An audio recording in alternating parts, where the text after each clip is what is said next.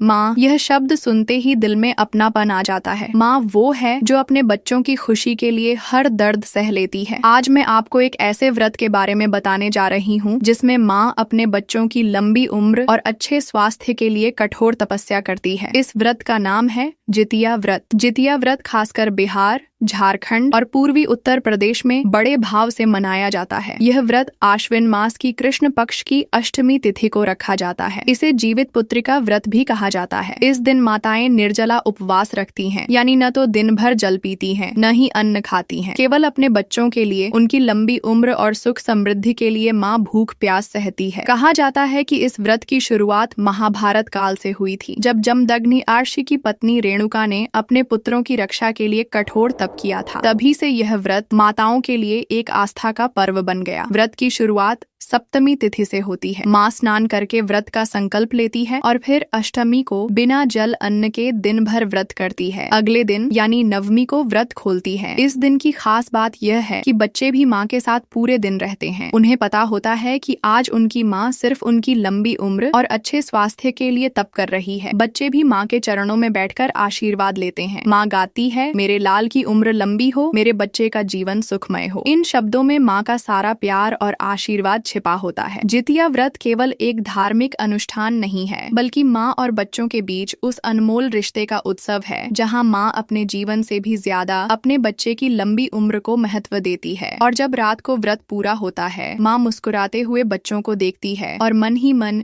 यही कहती है, हे प्रभु, मेरे बच्चों की उम्र मुझसे भी लंबी हो। तो दोस्तों, जितिया व्रत हमें यह सिखाता है कि माँ का प्यार निस्वार्थ और सबसे बड़ा वरदान है। एक माँ की दुआओं से बड़ा कोई ताबीज, कोई रक्षा कवच इस दुनिया में नहीं है। इसलिए जब भी अपनी माँ को देखो, उन्हें गले लगाओ और दिल से कहो, माँ, आप ही मेरी सबसे बड़ी ताकत हो।